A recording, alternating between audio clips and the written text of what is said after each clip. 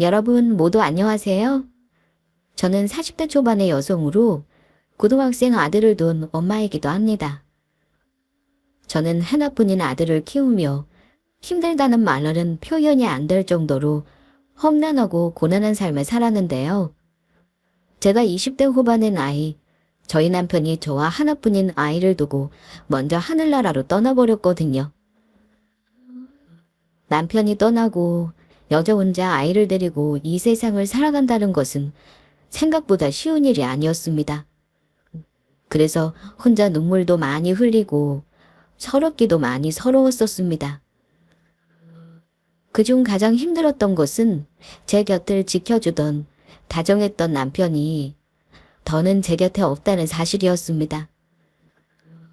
게다가 당장 아이 분유값에 오늘 먹을 것을 걱정해야 하는 신세가 되니 정말 앞길이 막막해 뭘 어떻게 해야 할지 모르겠더라고요. 그래서 저희 모자를 두고 먼저 떠난 남편을 원망하기도 많이 원망했습니다. 그런데 사람이 죽으라는 법은 없는지 그때 저희 두 모자를 살린 그 은인을 만나게 되었죠. 그 덕에 힘든 세상 고비고비 넘기며 잘 살아갈 수 있었고요. 그래서 그 사연을 지금부터 여러분께 말씀드리려 합니다. 남편과 만나게 된 것은 20대 중반의 일로 사실 남편과 저는 같은 마트에서 일하는 직원이었어요. 남편과 같은 직장 동료로 나이도 같아 금세 친구처럼 지낼 수 있게 되었죠. 그리고 친하게 지내다 보니 서로의 사정을 알게 되었고요. 바로 서로 부모님이 안 계신 고아라는 사실이었죠. 저는 어린 시절 부모님이 교통사고로 돌아가시고 외할머니의 손에 의해 키워졌는데 그런 외할머니도 몇 년 전 세상을 떠난 상태였습니다. 그런데 남편은 어린 시절부터 보육원 생활을 한 것 같더라고요.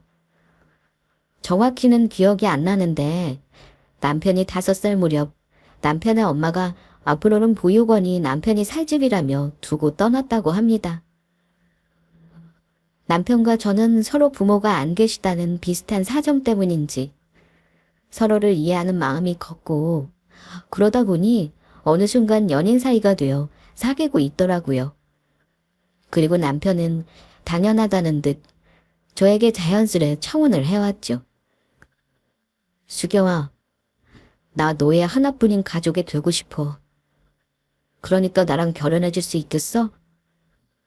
많이 부족하겠지만 내가 좋은 남편이 되어서 행복하게 해줄게. 좋아. 나도 민성이 너의 하나뿐인 가족이 되고 싶어. 우리 앞으로 서로 의지하면서 행복하게 살자. 저희는 함께 미래를 약속하고 조촐한 결혼식을 올리며 부부가 되었습니다. 결혼식장에 양가 부모님의 자리가 비어 있었지만 그런 것은 상관없었어요. 사랑하는 저희 두 사람이 함께한다는 사실이 무엇보다 중요했으니까요. 도와줄 사람 없이 대출을 받아 방 한 칸짜리 전세에서 시작한 가난한 신혼살림이었지만 저는 그저 행복하기만 했습니다. 의지할 곳 없는 세상 속에서 서로 믿고 의지할 수 있는 버팀목이 생긴다는 것이 이런 느낌인가 싶었죠. 그리고 저희가 결혼하고 반년쯤 되었을까. 저희에게도 기쁜 소식이 찾아왔습니다.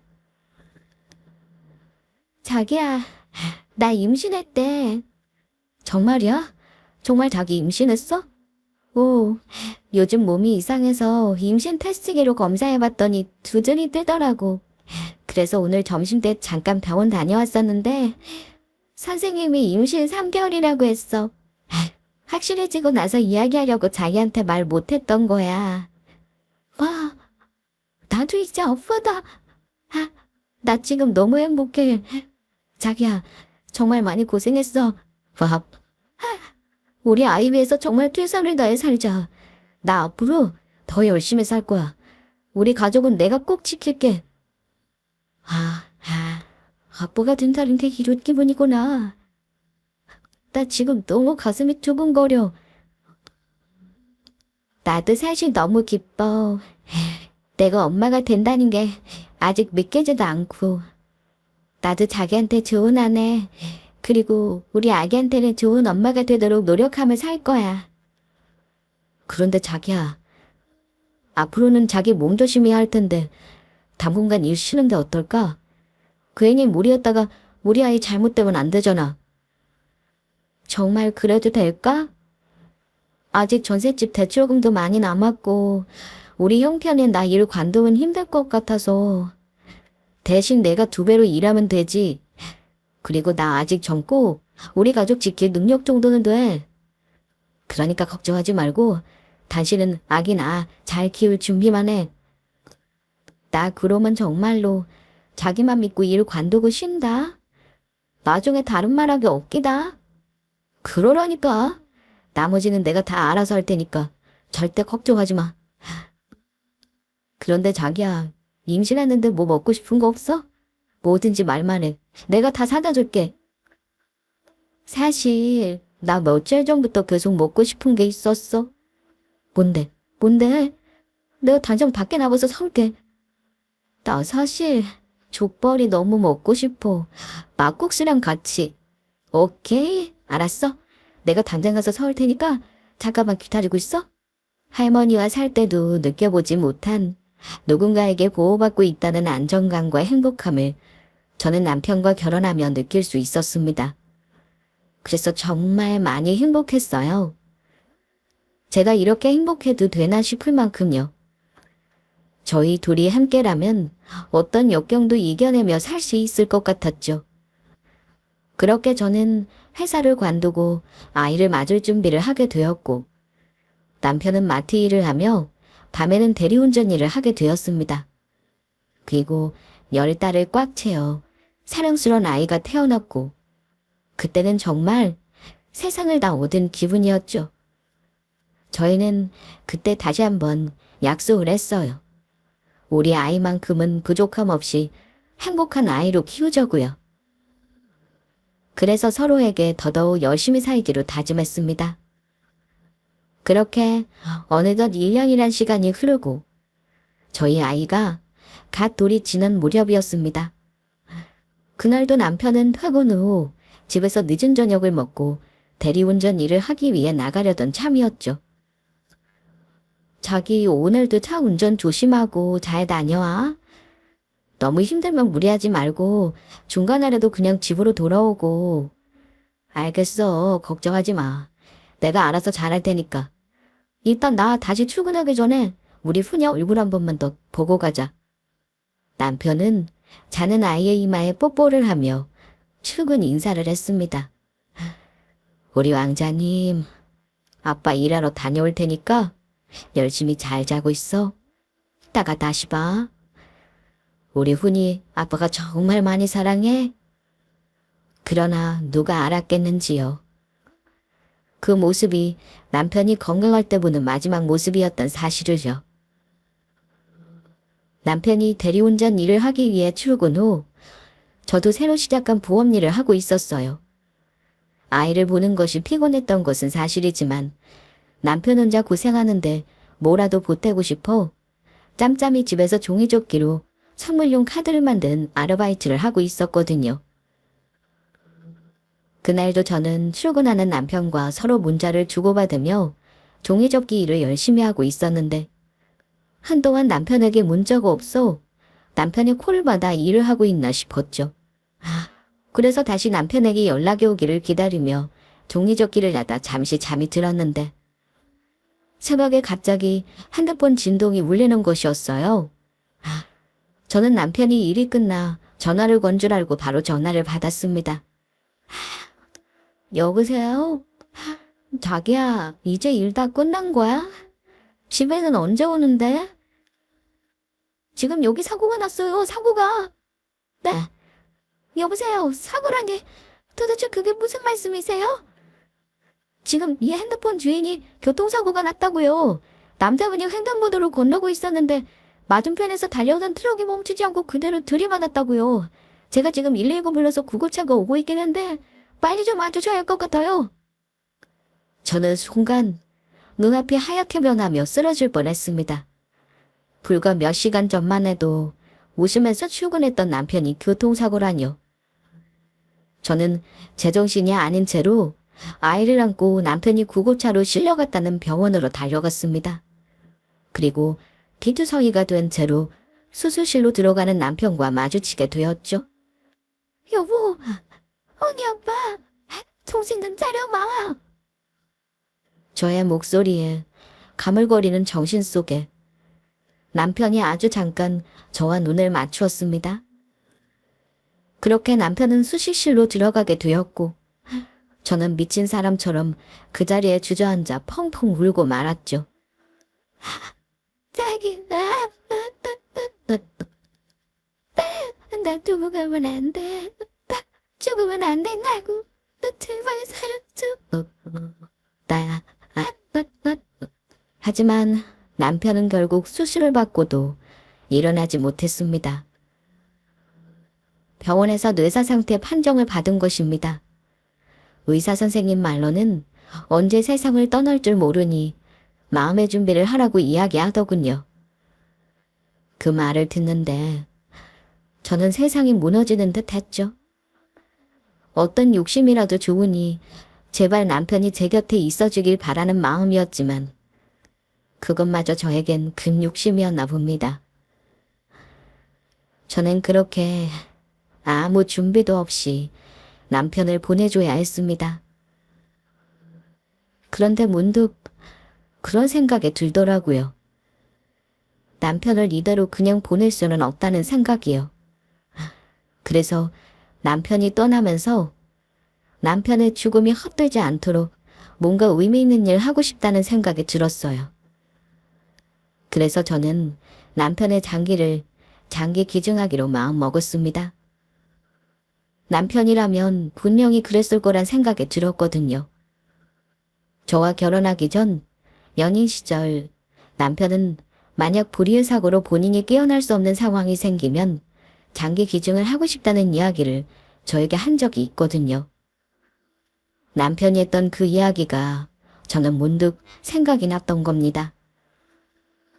그리고 남편은 비록 세상을 떠나더라도 죽은 남편의 흔적을 이 세상에 남기며 남편의 장기를 기증받으신 분들이 저희 남편을 대신해 이 세상을 행복하게 살아주길 바라는 마음이었어요. 남편은 그렇게 4명의 사람에게 새로운 인생을 선물해주며 세상을 떠났습니다. 다른 장기들은 사고가 나면서 많이 손상된 상태라 건강하게 남은 나머지 장기들을 기증했던 거죠. 하지만 저는 남편의 죽음에 마냥 슬퍼할 수가 없었습니다. 교통사고를 낸 운전자는 졸음운전을 한 상태였는데 피해보상을 받으려고 해도 이미 운전자도 가진 재산이 없는 상태였고 남편이 떠나고 밀린 대출금에 남아있는 아이와 당장 내일 먹고 살 것을 걱정해야 했으니까요.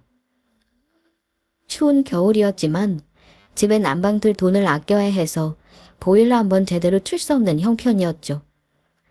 얼음장 같은 찬물로 아이 기저귀를 빨며 겨우 아이에게 한 달치 먹일 분유값과 이유식을 만들어 먹일 돈만 남아있는 상태였습니다.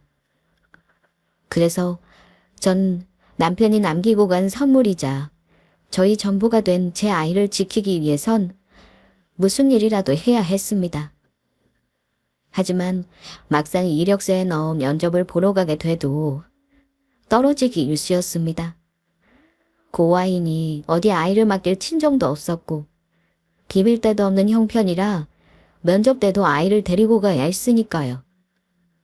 돌봐줄 사람이 없으니 일을 할 때도 곁에 아이가 있어야 하는데 그런 저를 받아줄 수 있는 곳이 있으니 만무했던 것입니다.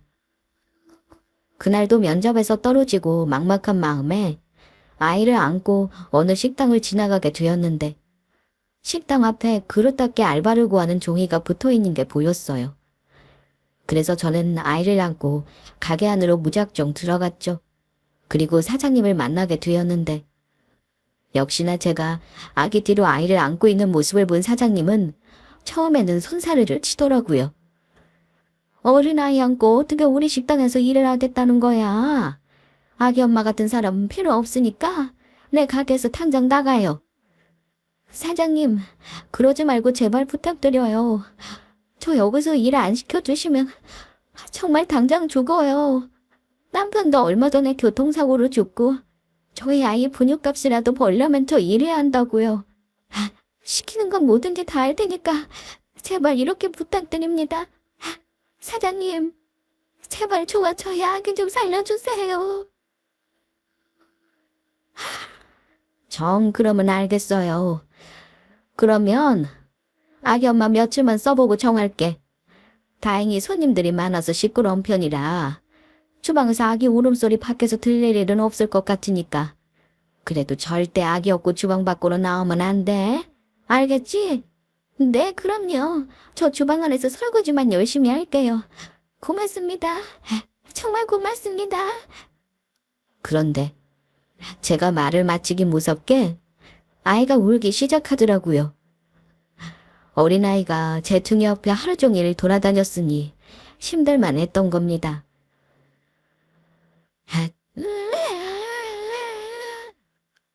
아니, 아기가 갑자기 왜 우는 거야?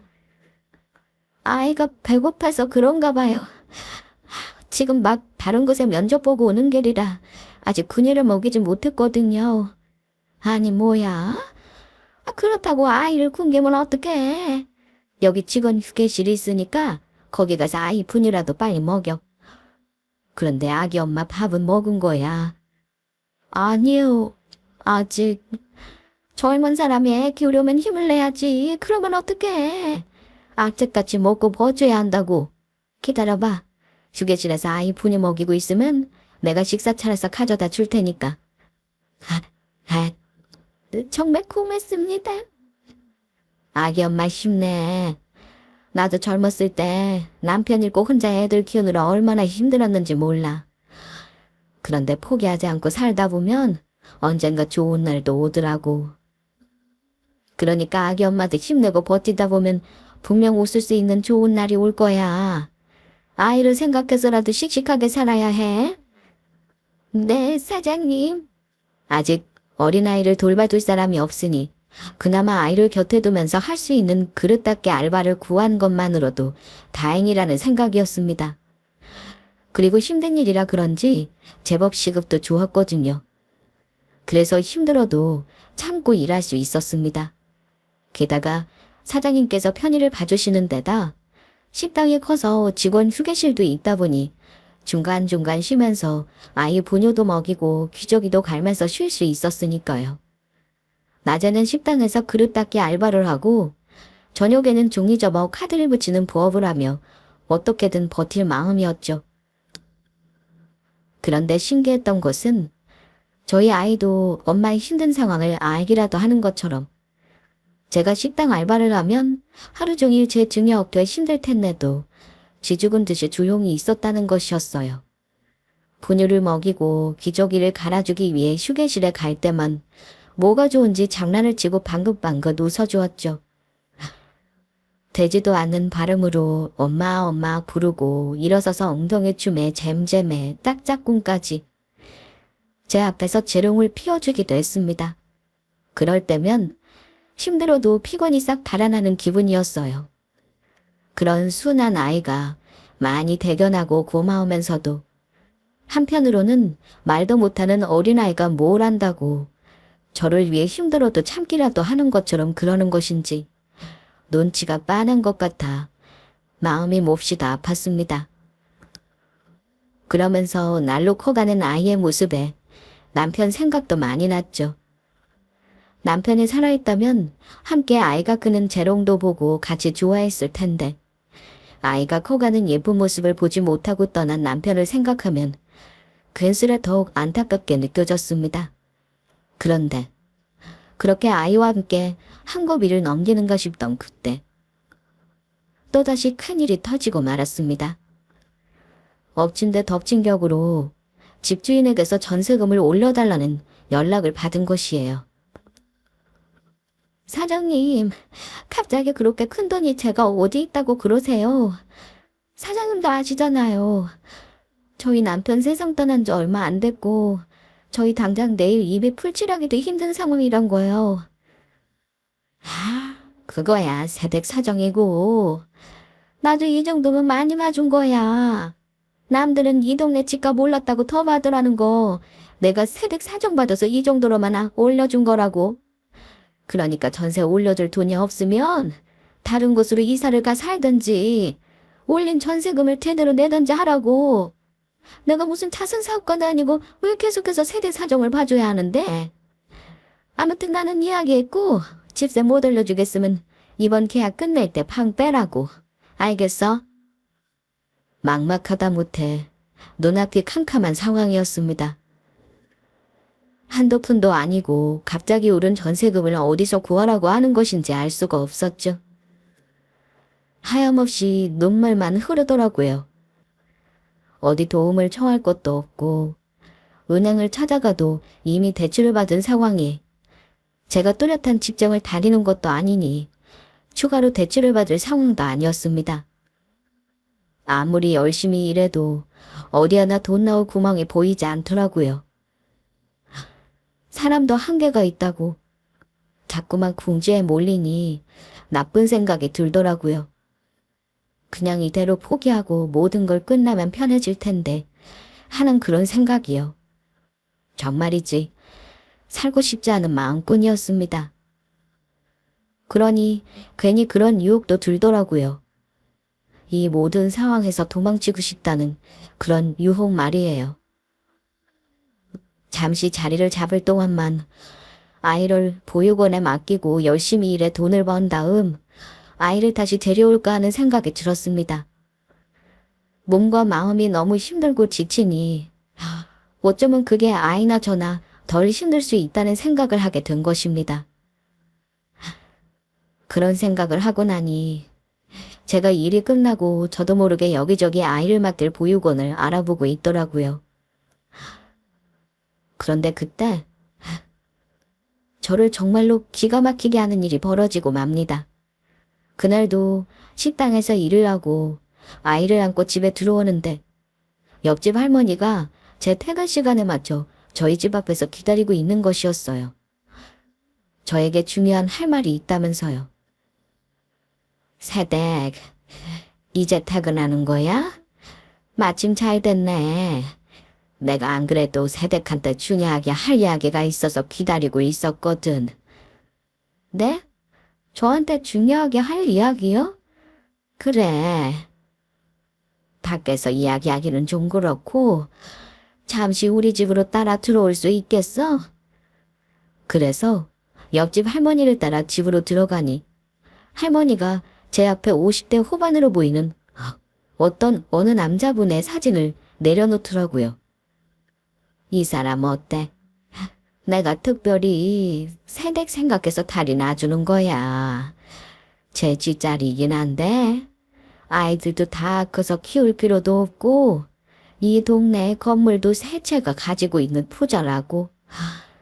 대신에 조건이 새댁 아이는 빼고 새댁 혼자 와야 한다는 건데 아이는 보육원에 맡기고 새로 시작하는 건 어때? 솔직히 아직 새댁 나이도 젊고 이렇게 고생하면서 혼자 아이 키우며 살아서 뭐 하겠어. 새댁이라도 살아야지 않겠어? 지금 도대체 저한테 무슨 말씀하시는 거예요? 아이를 보육원에 맡기고 이런 늙은 아저씨랑 재혼하라니요. 그러지 말고 기회 있을 때 잘 생각해봐. 조금은 새댁한테 건물 하나 정도는 줄 수 있다고 했다고. 그리고 나이 차이라봤자 30살 차이인데 새댁 주제에 그 정도도 감지덕지 아니야? 젊었으면 내가 이 자리 갖겠다. 그리고 새댁 소개해주면 나한테 수고비도 섭섭치 않게 준다고 했단 말이야. 이 할망구가 보자 하니까 실성을 했나? 당신 지금 미쳤어? 어디서 그 더러운 주둥이를 함부로 나불거려. 지금 나보고 이런 늙은 할아버지랑 재혼을 하라고. 그리고 뭐 이런 아저씨랑 재혼하라고. 목숨보다 소중한 내 아이를 보육원에 맡기라고. 내가 굶어 죽었으면 죽었지. 절대 그렇게는 못해. 내 아이 내가 꼭 붙들고 살 거야. 그러고도 당신이 사람이야? 지금 내 아이 있는 앞에서 어떻게 그런 말을 함부로 짓거릴 수 있어? 왜, 뭐라고 할 망고. 이게 힘든 것 같아서 기껏 생각해서 이야기해줬더니 어디서 막말이야. 머리에 새파랗게 피도 안 마른 것이 그러는 당신은 나이 처먹고 헛소리나 해대고 창피하지도 않냐? 노망난 것도 아니고 이 정신 나간 늙은이야. 늙으려면 꼭 깨늙어. 이런 헛소리 하려고 괜한 바쁜 사람 붙잡지 말고 그렇게 좋으면 당신이 그 늙은 할아버지랑 같이 살던가. 내 새끼 난 절대 버릴 생각 없으니까 죽어도 같이 죽고 살아도 같이 살 거라고. 아니 인게 보자 하니까 자기가 한 말은 생각도 안 하고 옆집 할머니는 하가는 이제 제 머리채를 잡으려 저에게 달려들더라고요. 그래서 저도 지지 않고 할머니의 머리채를 잡아버렸습니다. 그리고 아주 홍군형을 내어주었죠. 결국 나중에는 잘못했다는 옆집 할머니의 사과도 받아냈고요. 어른한테 그러면 안 되는 것이지만 사람 같지도 않은 말을 하는 데다 죽을 생각까지 한 마당에 더는 무서울 것도 없어지더라고요. 사댁, 내가 미안해. 잘못했어. 내가 잠시 정신이 나갔었나 봐. 다시는 사댁한테 이런 이상한 소리 안 할 테니까 용서해줘. 아니 그러니까 이 머리채 잡은 것 좀 놓고 이야기해. 나이만 먹었다고 다 똑같은 어른이 아니라고요. 나이를 드셨으면 제발 나이값 좀 하고 사세요. 우리 훈이 앞에서 부끄러운지 아시라고요. 알겠어. 알겠다고. 그리고 앞으로 저 봐도 아는 척하지 마세요. 저도 앞으로 할머니 같은 사람 모르는 척 할 테니까. 그럼 이만 가보겠습니다. 저는 제 아이를 꼭 안고 집으로 돌아왔습니다. 그리고 마음을 강하게 먹기로 마음먹었죠. 옆집 할머니가 저에게 말도 안 되는 소리를 하긴 했지만 그 말에 정신이 번쩍 들었다고나 할까요? 그래서 포기하지 않고 끝까지 인생을 살아보기로 마음먹었습니다. 너무 힘들어 아이를 보육원에 맡기려고 했던 스스로를 돌아보며 반성도 하게 되었고요. 그래서 저는 아이에게 이유식을 먹이며 약속을 했습니다. 훈아, 엄마가 약속할게. 절대로 우리 훈이 어디 보낼 생각하지 않고 엄마가 훈이 키우면서 악착같이 열심히 살 거야. 그래서 나중에 아빠 만나게 되면 보란 듯이 우리 아들 혼자 잘 키워냈다고 자랑할 거야. 엄마가 나쁜 생각해서 정말 미안해. 다시는 그런 생각하지 않을게. 엄마가 못나고 나약한 엄마랑 미안해. 그래서 전 일단 살고 있던 집부터 정리하기로 했습니다. 그러면 전세 대출금을 갚고 얼마 남지 않게 되겠지만 일단 그 돈으로 단 방 한 칸짜리 월세집이라도 얻어 살기로 했던 것이에요. 그래서 다음날 집주인에게 전화해 집을 빼겠다는 이야기를 하기로 마음먹었죠. 하지만 남편이 제 곁에 없다는 이유로 듣지 말아야 할 소리를 들으니 서러운 것은 어쩔 수 없더라고요. 그래서 전 아이가 잠든 사이 남편의 사진을 부둥켜 안고 울었습니다. 남편의 잘못이 아닌데도 저희만 두고 간 남편이 너무나도 야속하더라고요. 그렇게 울다 저는 정말 죽은 사람처럼 까무룩 잠이 들었습니다. 그런데 다음날 이상하게 아침부터 계속 핸드폰 벨이 울리더라고요. 식당도 쉬는 날이라 출근하지 않아도 되었는데도 말이죠. 그래서 저는 계속해 울리는 핸드폰을 받게 되었습니다. 수영씨, 왜 이렇게 연락하기가 힘들어요? 제가 그동안 수경씨 집에도 찾아가고 연락하려고 얼마나 애를 썼는지 아세요? 누구세요? 제가 어제 집 앞에 쪽지까지 붙여놨는데 못 보셨어요? 죄송해요. 어제 일하고 밤늦게 집에 들어와서 보질 못했나 봐요. 그런데 누구신데 절 자꾸 아는 척하세요? 수경씨, 접니다. 몇 달 전 수경씨 남편분인 최민성씨 장기 기증화 사연 취재해 갔던 박 기자요. 지금 남편분이랑 수연 씨 사연 보고 사람들이 수경 씨를 찾고 아주 난리가 났다고요. 아, 박 기자님 안녕하세요. 그런데 난리가 났더니 무슨 난리가 났다는 건가요?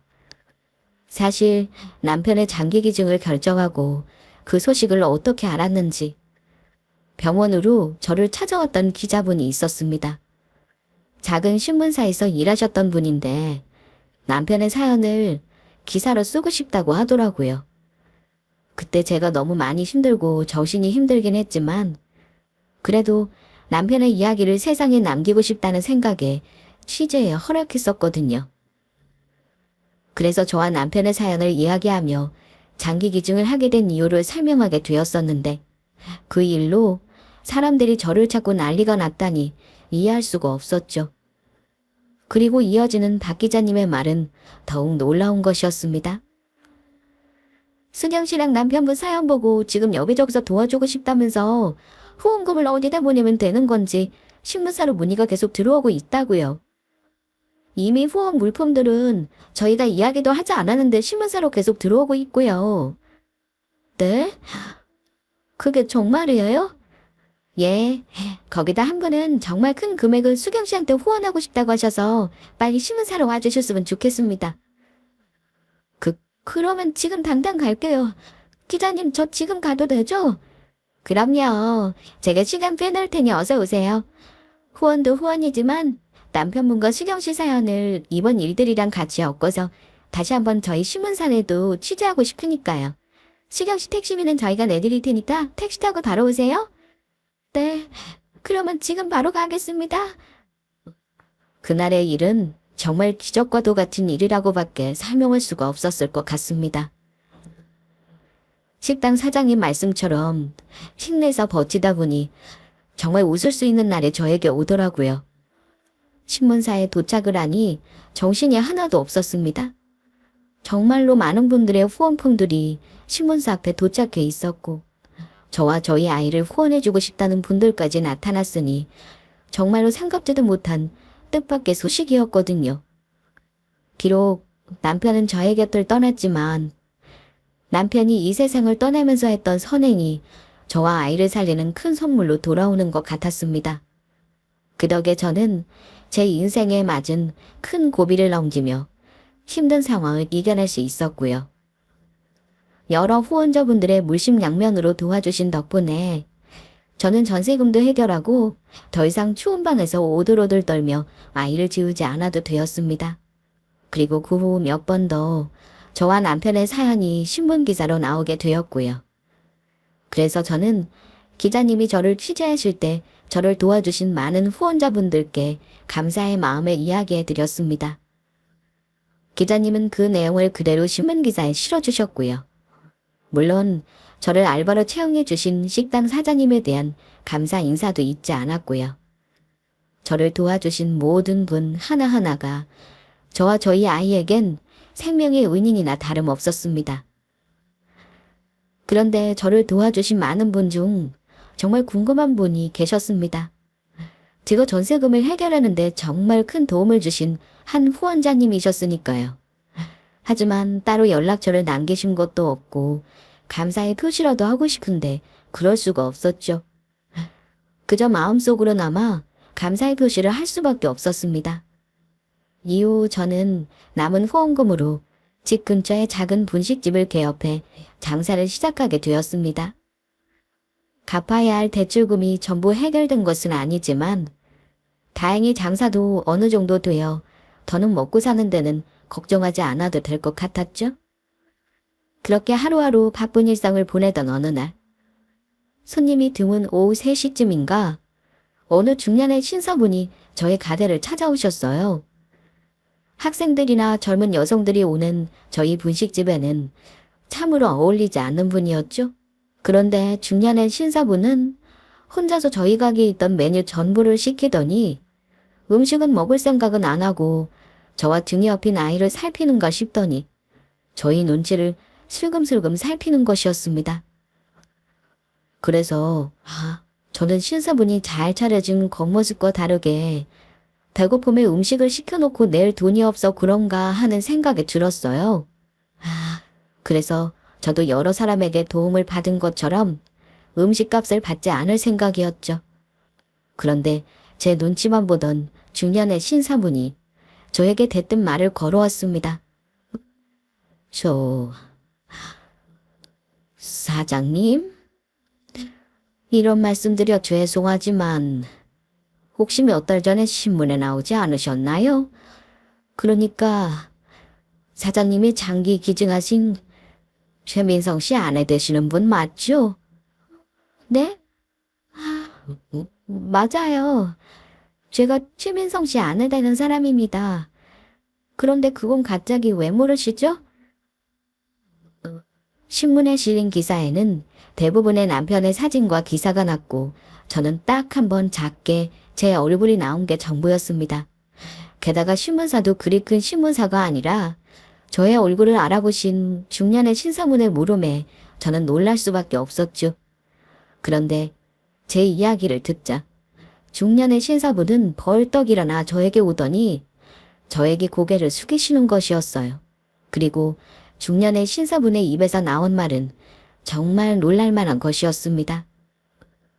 뭐라고 말씀드려야 저와 저희 가족들의 마음이 잘 전달될지 모르겠지만 정말 감사합니다.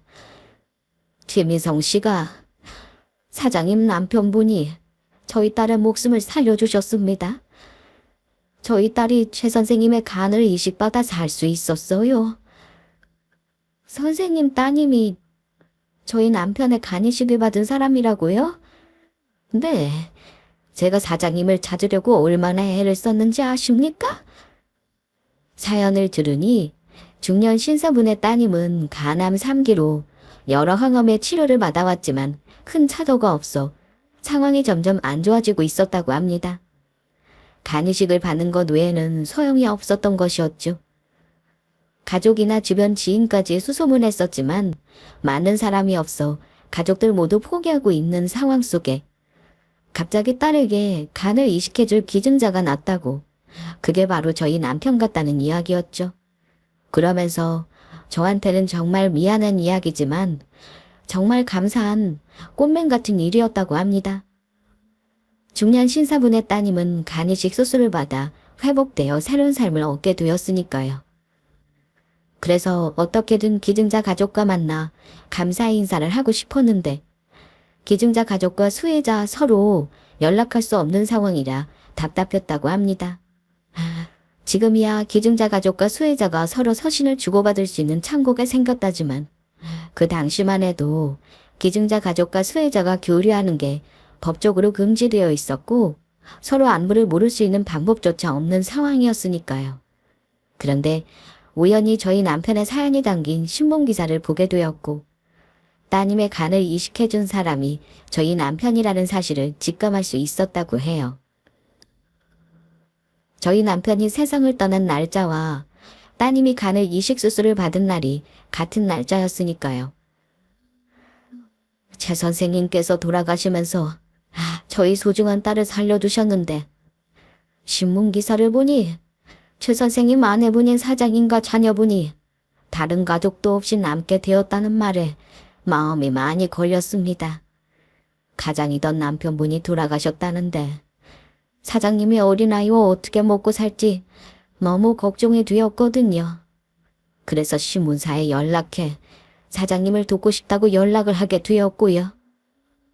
그러면 혹시 선생님이 저희 집 전세금 마련해 주셨던 그분인가요? 그때 집주인이 전세금을 갑자기 올려달라고 해서 당장 돈 구할 곳도 없고 지하 단칸방 월세라도 구해 나가야 할 생각이었거든요. 그런데 선생님이 도와주신 후원금 덕분에 남편과 살던 집에 계속 살 수 있게 되었어요. 저야말로 그때 도와주셔서 정말 감사합니다. 그때 선생님이 도와주시지 않았다면 저희 모자 너무 힘들었을 겁니다. 아닙니다. 진작 사정을 알았다면 더 빨리 도움을 드렸을 텐데 그러지 못해 미안할 따름입니다. 사실 여기까지 찾아오는 것도 고민이 참 많았습니다. 겨우 수소문에서 사장님이 이곳에서 분식집을 하고 있다는 사실을 알게 되었는데 혹시 제가 찾아와서 사장님을 불편하게 해드리는 것은 아닌지 조심스러웠거든요. 그런데 최 선생님과 아내분인 사장님 사연이 신문기사에 여러 번 실리고 나니 참을 수가 있어야죠. 욕을 먹더라도 어떻게든 만나 고마움을 표시하고 싶었습니다. 그리고 이런 말씀 드리는 게 맞는 것인지는 모르겠지만 이렇게 만나서 직접적으로 도움을 드리고 싶다는 이야기를 전하고 싶었거든요. 제가 사업을 해서 남들보다는 어느 정도 부유하게 사는 편이라 있을 것 같아서요. 그러니까 힘드신 일이 있거나 돈 문제가 아니더라도 제 도움이 필요하시다면 언제든지 연락해 주십시오. 그렇게라도 사장님과 최 선생님께 받은 은혜를 갚고 싶습니다. 아니에요. 이미 지금까지 도와주신 것만으로도 충분한걸요. 그리고 저희 남편이 떠난 날 따님이 간이식을 받았다고 해도 저희 남편의 간을 받은 것인지도 확실치도 않은데 더 도움을 받는다면 제가 죄송할 것 같아요. 아닙니다. 설령 최 선생님이 저희 딸아이의 간을 기증해 주셨던 기증자분이 아니더라도 훌륭한 일을 한 최 선생님과 최 선생님 가족분들을 도와드리고 싶어서 그럽니다. 그것만으로도 충분한 가치가 있다고 전 생각해요. 제 도움이 최 선생님의 빈자리를 결코 채워드릴 수는 없겠지만 도움이 필요하시면 언제든지 저에게 연락을 주십시오. 힘들 때 도움을 청할 수 있는 지인이나 먼 친척 오빠가 생겼다고 생각해 주세요. 사장님이 잘 사셔야 저희 딸도 저희 가족도 행복하게 잘 살 수 있을 테니까요. 정말 감사합니다. 이미 이렇게 도와주신 것만으로도 충분한데 저 용기 내서 열심히 살아볼게요. 그러니 따님분에게도 저희 남편 목까지 행복하게 살아달라고 전해주세요. 저 그거면 정말 충분할 것 같아요. 예, 꼭 그러겠습니다. 찾아왔던 중년의 신사분의 따님이 정말 저희 남편의 장기를 기증받은 사람이 맞는지 아닌지는 확실하지는 않지만 저희는 서로 연락처를 주고받고 서로 안부를 주고받고 지내기로 약속을 했습니다.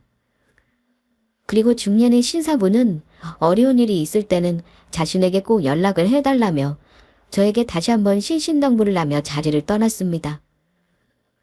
그날 가게 문을 닫고 집에 돌아온 전 아이를 재운 후 남편의 사진을 꺼내 물끄러미 바라보았습니다.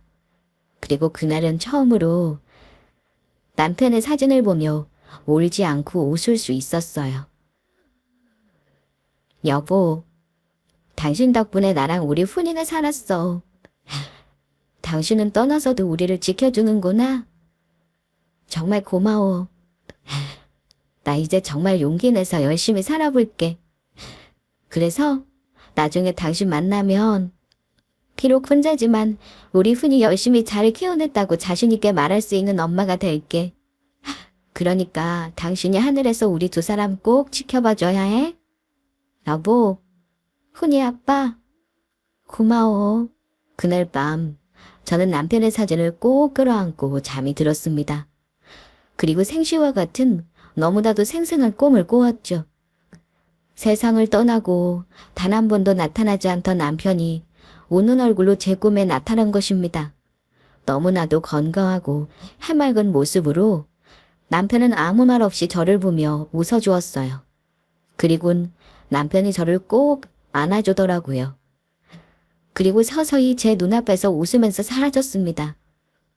이제는 저희 두 모자를 두고 떠나는 것이 마음이 놓인다는 듯 평온한 얼굴이었습니다.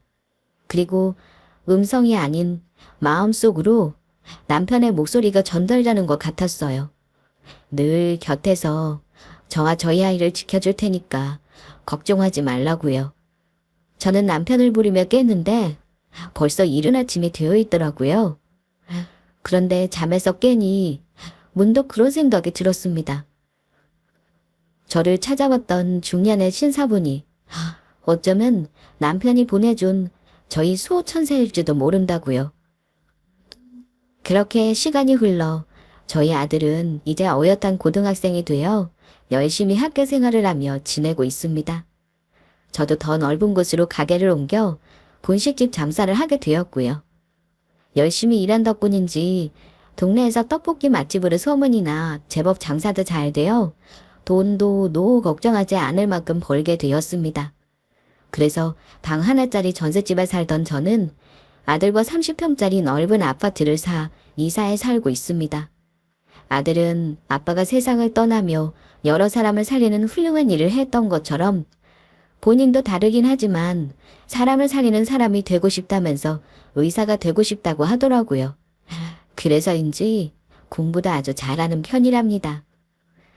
이대로만 해준다면 몇 년 후엔 아들이 원하는 의대에 들어가 의사라는 꿈도 이룰 수 있을 것 같아요.